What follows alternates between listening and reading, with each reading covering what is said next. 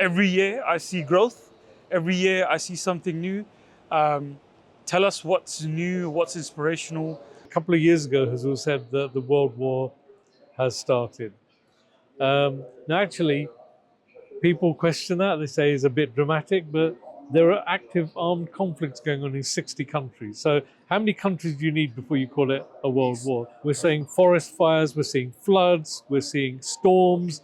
It's, the impact of the climate is obvious now. But something else that is interesting that I think your viewers should explore is people are being told that due to various types of insecurity, they should keep rations at home, like our grandparents used to.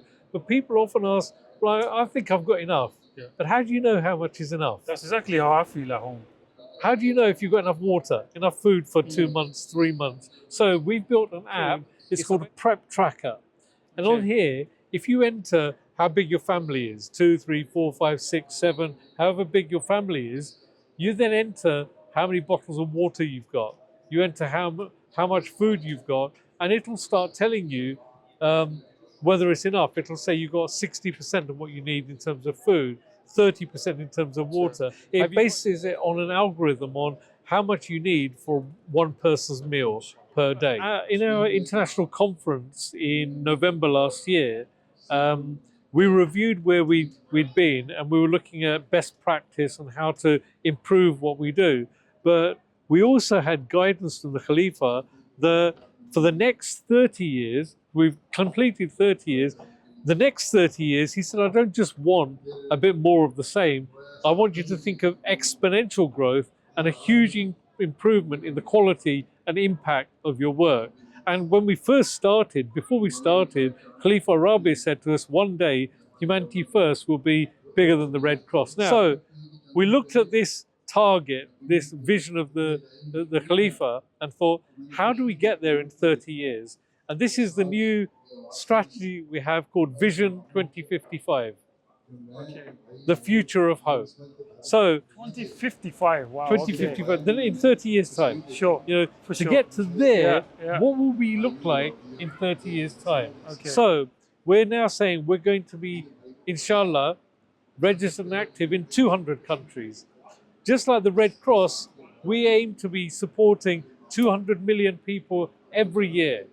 And in that journey to get there, cumulatively, by then we will have then reached 1.4 billion people. That is more than 1 in 10 of every person on the planet. We've been modeling this. So we've got multiple spreadsheets behind this, and we have a strategy and a plan of how we're going to get there. We've broken it up into 5-year chunks, how we're going to get there. But the bit that's missing is search and rescue. So when you see what happened in Venezuela recently with the collapsed buildings, we don't have a search and rescue team. We're building that, so that we would then be one of the first on the site after a major catastrophe like that. We're going to use virtualization to be able to treat 40 million patients a year, telemedicine. So doctor can be sat anywhere in the world treating patients anywhere else in the world. Fully remote clinic system. Fully remote. Nice. We're talking about teaching 32 million students a year. So we've got detailed plans for every program that you saw. We've got detailed plans for every program, how we're going to get there. That's so inspirational to hear.